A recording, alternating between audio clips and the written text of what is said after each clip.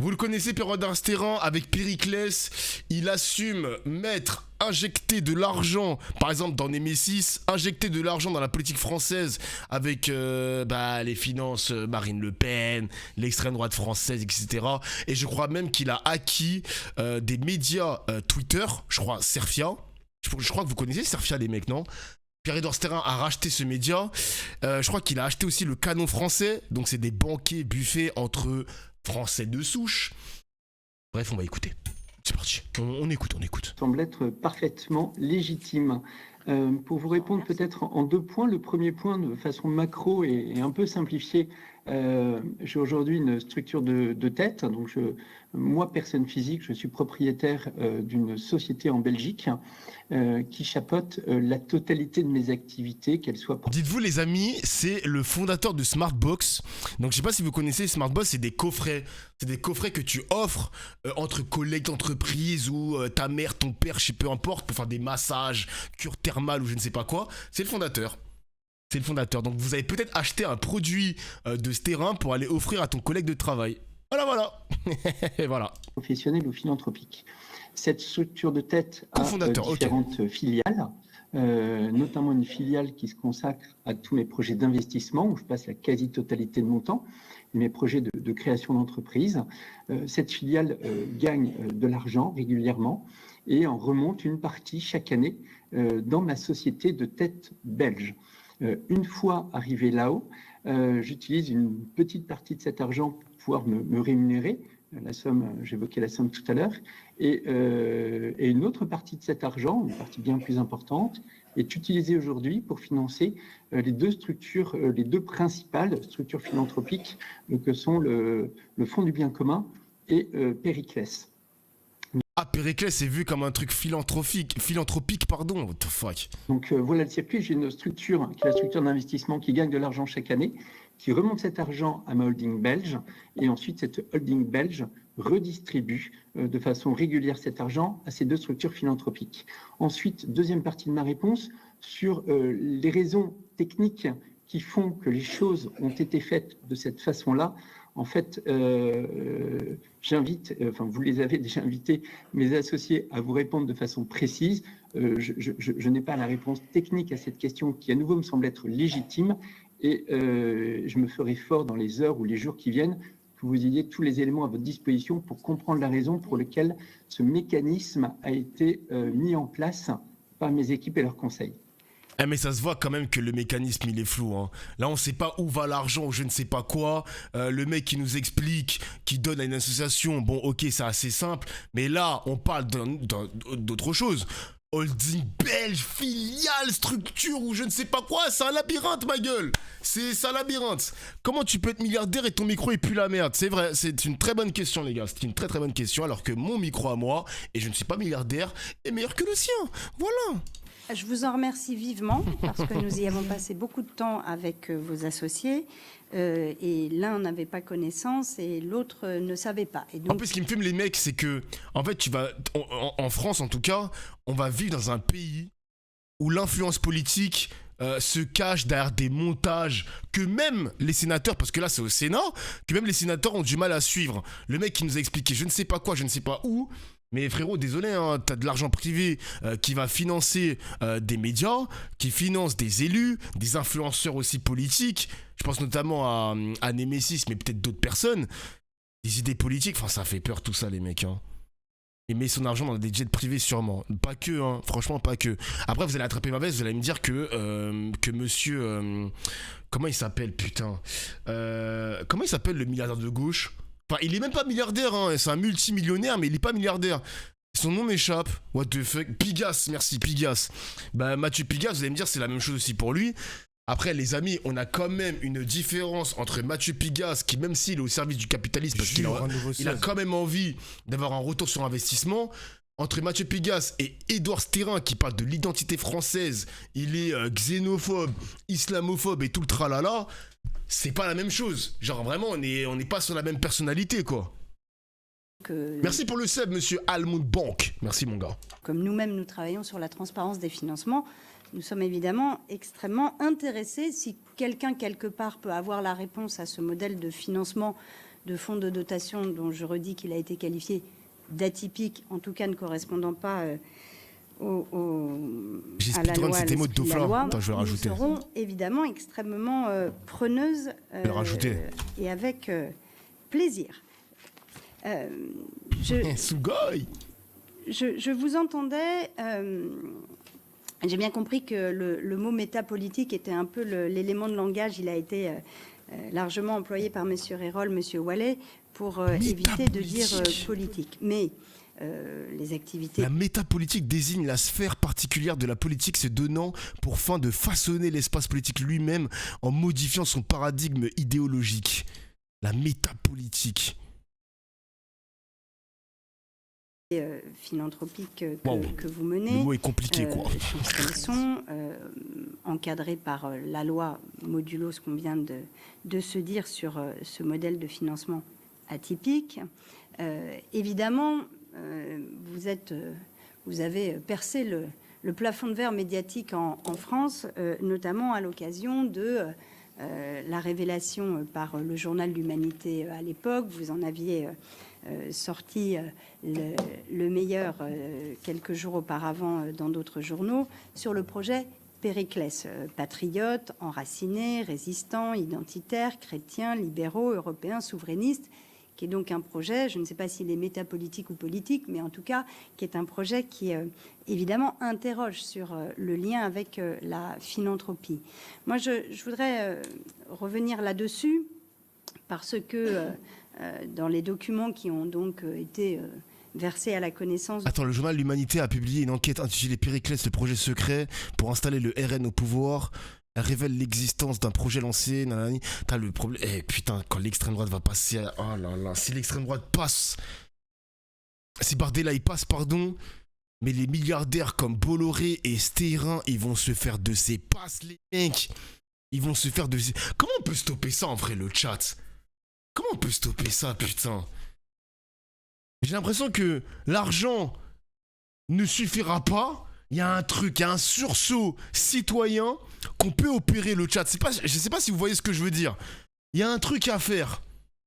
Porte-parole Dauphin, pitié, visualise Jean-Luc Mélenchon. Non, mais je veux pas dire, j'ai pas envie de me dire que l'argent va forcément aider à devenir président. C'est simplement que nous, citoyens, il y a un coup à jouer. Il y a un truc à faire, genre. Il y a un truc à faire. Du grand public par le journal L'Humanité. Au premier tour, en tout cas. Au premier tour. Manifestement, ne conteste pas le caractère véridique des documents qui ont été mis en ligne par la presse. Il y avait, je prends une des slides, page 6, si ma vision est bonne. Rappel des... De Plateau qui est un influenceur, il faut que tu arrives à faire voter ta voix auprès des gens qui vont pas voter. Bah les mecs, à travers mes vidéos et mes streams, moi je continue à faire mon contenu parce que je kiffe échanger avec vous, je kiffe ce que je fais, vraiment, je kiffe de ouf, j'arrive à en vivre, etc. de ces commentaires politiques et je vous en remercie. Mais les gars, c'est à une petite échelle, hein. En fait, il faut se rendre compte que ça peut être une grande échelle uniquement si les 1000 viewers que je fais en moyenne se dispersent et font du bouche à oreille. Faut que ces 1000 viewers se dispersent et font du bouche à oreille, les mecs, hein. Y a pas de secret, les gars, hein. Y a pas de secret, hein. Et quand je vois des viewers qui mettent des premiers messages sur mon stream, qui le découvrent, qui disent « Grâce à toi, j'ai voté au municipal. Grâce à toi, j'ai voté pour un député. Grâce à toi, je suis allé voter en 2022. » Moi, ça me fait plaisir, tu vois. Ça me fait plaisir. Franchement, ça me fait plaisir. J'essaye, mon gars, j'essaye. J'essaie aussi de prendre vos commentaires politiques pour aussi façonner ma vision de la gauche radicale, parce que je pense que vous êtes mieux politisés que moi quand même, les mecs, hein. Je pense que je parle à des militants qui font des manifs tous les samedis, qui ont une base, qui participent à la base militante de n'importe quel parti politique, qui font des tables rondes, qui tractent. Enfin, les gars, pas du tout. Ah ben, ok, d'accord. Je vais aller me faire enculer, d'accord, ok. 3 objectifs pour servir et sauver la France, une victoire idéologique, une victoire électorale et une victoire politique. J'ai déjà eu l'occasion de... Syndiquer. Ah ben tu vois, il y a une syndiquée par exemple. Ce sujet dans d'autres auditions. Est-ce que ce sont toujours les objectifs que vous portez? Une victoire... Attends, j'avais noté une autre minute là, parce que là, c'est un peu chiant cette partie, et la meuf, elle fait que de parler. Il est où ce terrain? Il apparaît quand ce terrain? Il est là. Ok, on écoute. du risque légal, puisque là non plus, nous ne sommes pas arrivés à avoir de réponse. Merci de votre question, Madame la rapporteure. Plusieurs éléments. Le premier élément, c'est que dans cet écosystème, hein, je rappelle et j'insiste sur le fait que toutes ces structures sont complètement indépendantes les unes des autres. Le seul point commun entre ces structures, c'est le fait que j'y sois impliqué, mais le Fonds du bien commun et Périclès n'ont rien à voir dans leur mission, dans leur objet, dans leurs équipes et autres. Premier point. Deuxième point, Périclès, ce n'est pas un projet politique, je le rappelle, c'est un projet métapolitique qui vise à diffuser des idées avec l'espoir derrière qu'un maximum de Français adhèrent à ces idées. Et on fait ce que font, par exemple, tout un tas d'autres think tanks, hein, comme le think tank Jean Jaurès, qui est pour nous une source d'inspiration dans le camp d'en face. On fait ce que fait George Soros, à une échelle évidemment beaucoup plus petite, hein, avec l'Open Society, qui lui finance des projets à la fois philanthropiques et métapolitiques. Donc non, Périclès, ce n'est pas un projet politique, c'est un projet métapolitique. Voilà ce que Quels étaient du coup les risques légaux que vous aviez identifiés ? Oui, pardon. Sur ce point-là, en fait, comment les choses se sont passées? Donc, le Fonds du bien commun a été créé il y a environ 4-5 ans. On y a développé tout un tas de projets. Et puis, à un moment donné, certaines personnes ont émis l'idée de s'intéresser au sujet. Là, honnêtement, moi j'ai kiffé de découvrir ton stream l'an dernier parce que ça m'a sorti un peu de ma déprime niveau politique et social. Je me suis senti moins seul. Ah, ben ça me fait plaisir, mon gars. Reste en tout cas, reste. J'ai métapolitique. Sauf qu'on ne souhaitait pas tout mélanger au sein d'une seule et même structure, compte tenu du fait notamment que ce n'était pas dans l'objet du Fonds du bien commun de s'intéresser à des sujets métapolitiques. Et donc, à partir de là, a été décidé de créer une nouvelle structure qui pourrait abriter ces projets-là. Structure, donc à nouveau, Après, il est en train de se foutre de notre gueule quand même, les mecs. Hein. Il force avec ce mot. Ouais, franchement, il est en train de nous endormir parce que le mec, il est en train de nous expliquer que ces structures sont indépendantes. Bon, ok, peut-être que c'est indépendant, d'accord, mais politiquement, il y a un problème qui est évident. T'as le même milliardaire qui finance plusieurs structures indépendantes, mais avec la même ligne éditoriale. Vous voyez ce que je veux dire? C'est des conneries qu'il nous raconte là. C'est des conneries. C'est comme si je disais, écoutez-moi bien le chat, hein.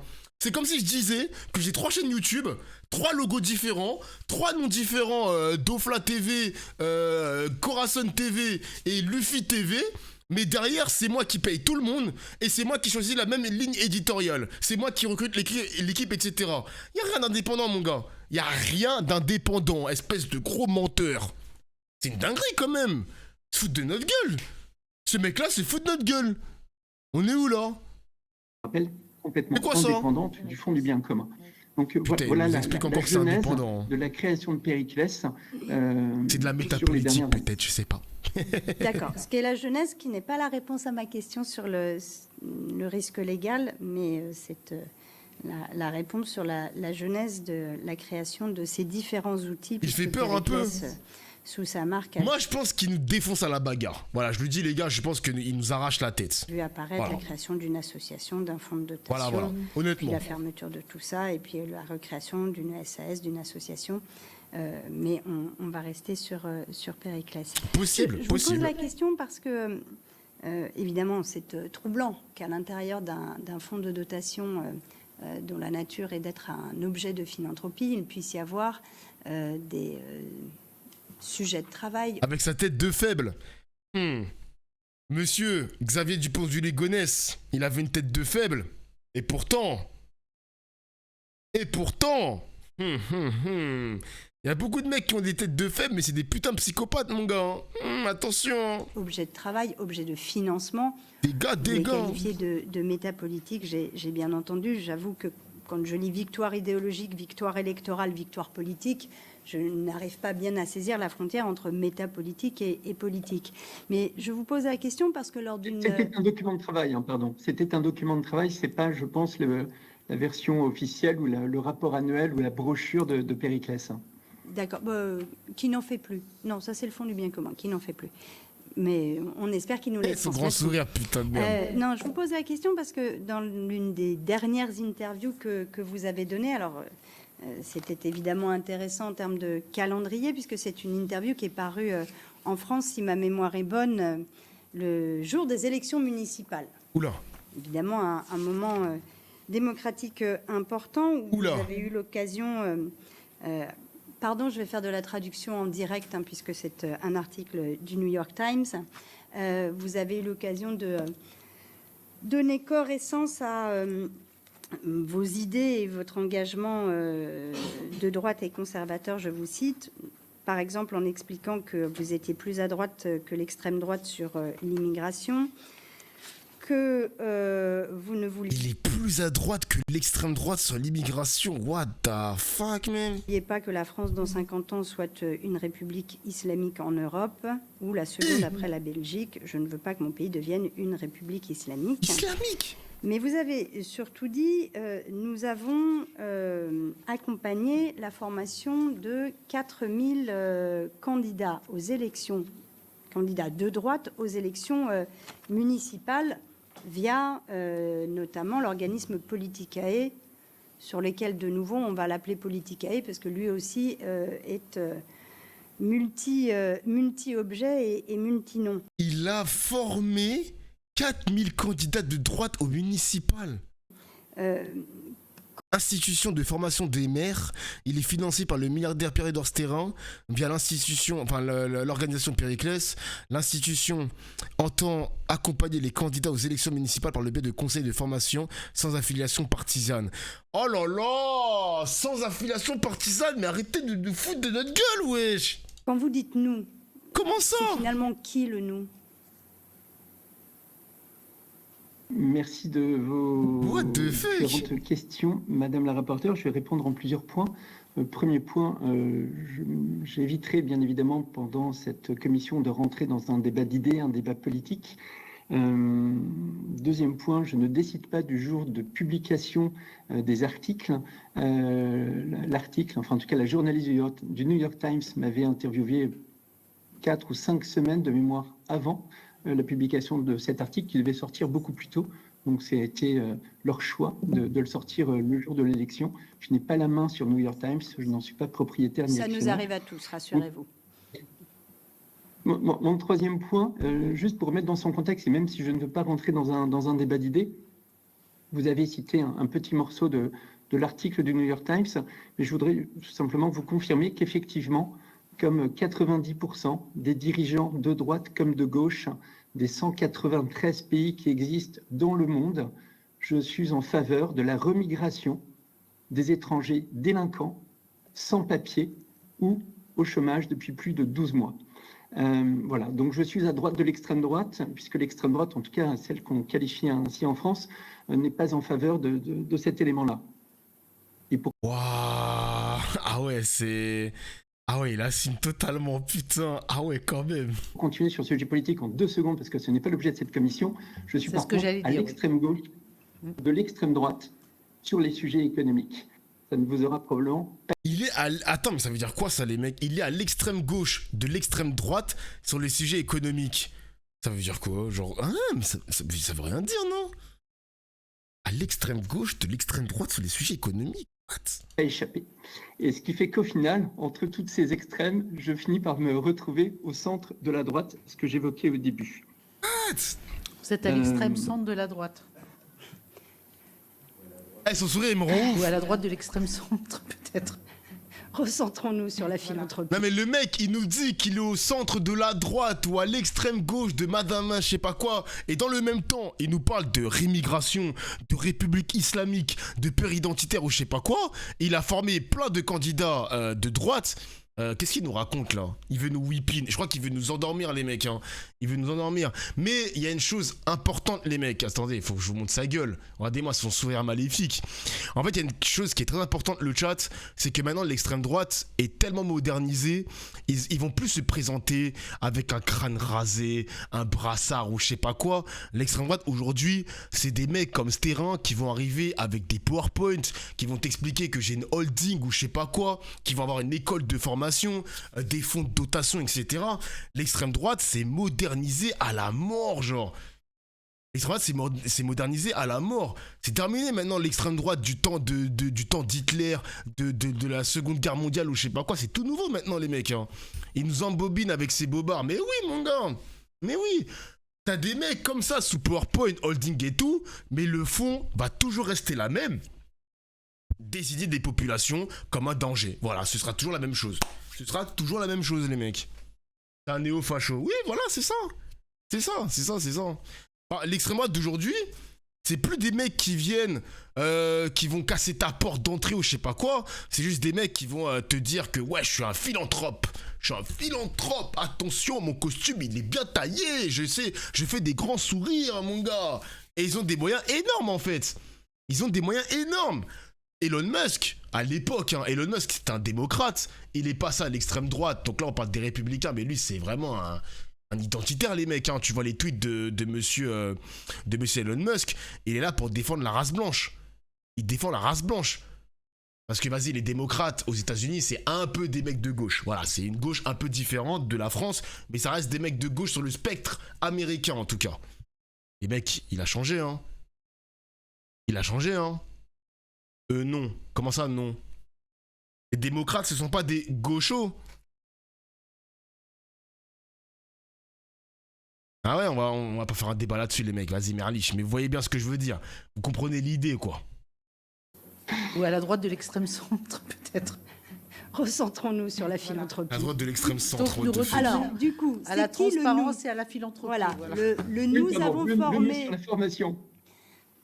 Oui, mais merci pour ces compléments. Votre question.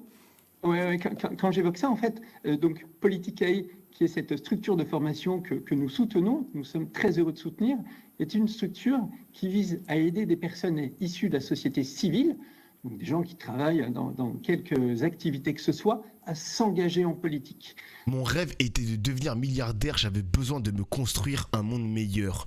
J'ai construit ma vie professionnelle dans cet objectif. Putain, imagine, tu te lèves le matin, tu te dis mon rêve c'est d'être millionnaire. C'est ouf quand même, wesh, le rêve de fou. Parce que bien que vous fassiez tous le maximum pour faire en sorte que les choses aillent mieux dans notre pays, on considère toujours qu'il est utile de contribuer à l'amélioration, au renouvellement du personnel politique français.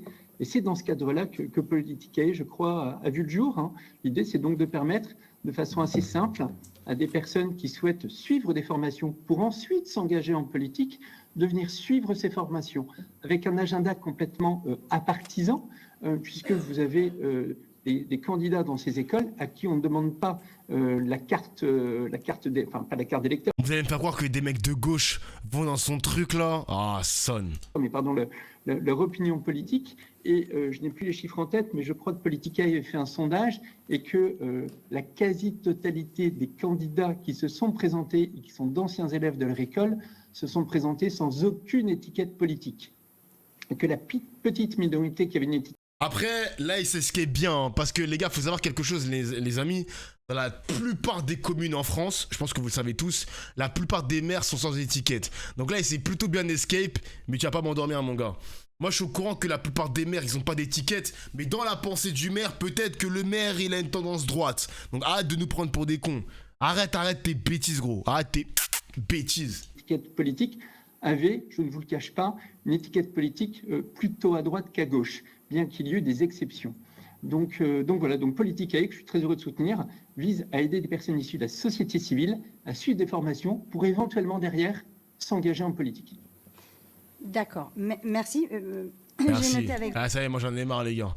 C'est bon, j'ai eu ma dose, ça fait 20 minutes qu'on écoute ce guignol là, j'en ai marre, les mecs. Mais là, le passage que je retiens de cette audition, c'est la droite de demain, les mecs, en fait. C'est la droite de demain, parce que là, ils sont en train de se professionnaliser et d'être dans les coulisses.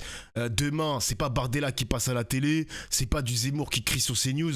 Derrière, t'as une bataille politique qui se joue, ma gueule. Comment il appelle ça déjà, Radio Nova? Bataille culturelle. Il y a une bataille culturelle qui se joue. Enfin, il y a une bataille autre que la culture, à droite. C'est des milliardaires, des mecs qui font des structures, qui font des formations avec l'école ou je sais pas quoi. T'as des formations de candidats. Ça passe par les mairies, ça passera par les législatives, ça va passer par les sénatoriales. Mon gars, c'est inquiétant. Et c'est là où la gauche doit être lucide. Parce que les milliardaires, voilà, ils se contentent pas de gagner des élections. En fait, ils préparent le terrain. Voilà, c'est des mecs qui préparent le terrain. D'ailleurs, je reprends les propos de Sarah Knafo. Sarah Knafo, elle avait fait l'interview, elle avait dit quoi? Elle avait dit la gauche ne remportait pas forcément des élections, mais la gauche s'est incrustée dans la culture française à travers les films, les idées, etc., etc. Bon, je peux pas être forcément d'accord avec ça, hein, parce que voilà, il y a des idées de droite qui sont bien intégrées dans la société française. Mais oui, là, l'extrême droite prépare le terrain avant pour le préparer pendant et par la suite. Voilà. Elle finance des idées, elle finance des structures comme Nemesis, elle finance aussi les cadres, elle finance des réseaux. Mec, ils sont bien intégrés, hein. Ils sont bien intégrés, ces bâtards, hein. Elle finance surtout aussi une chose, je prends l'expression rémigration, l'extrême droite finance les mots que vous allez utiliser demain. Voilà. Voilà. Rémigration. Le mot rémigration va devenir un mot mainstream, les mecs. Vraiment, je vous le garantis, les mecs. Je vous le garantis. L'extrême droite, l'extrême droite RN, là je parle même pas de Zemmour, hein.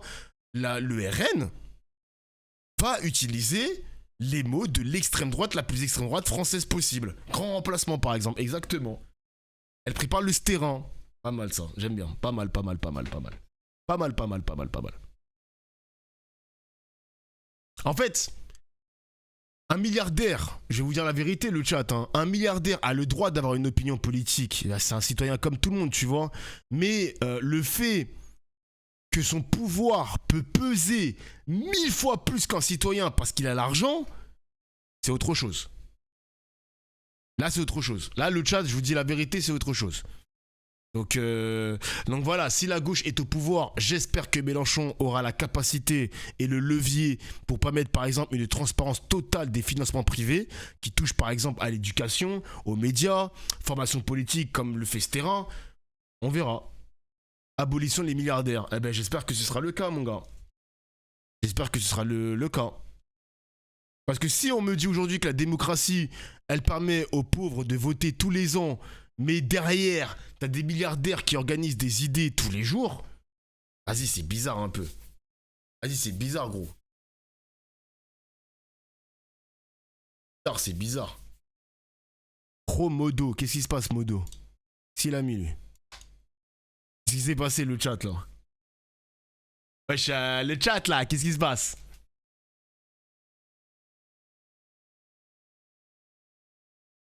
Qu'est-ce qui se passe?